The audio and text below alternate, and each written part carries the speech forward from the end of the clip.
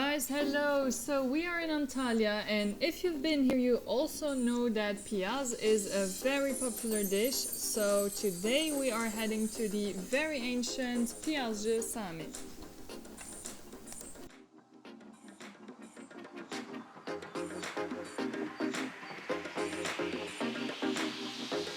Let's have a seat and yeah, let's go!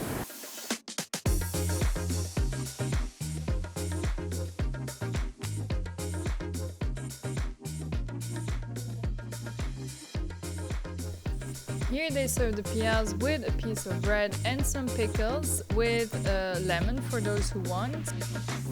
We like piyaz to be thick, nutty and creamy, and yeah, it's tasting time. Let's see how it is.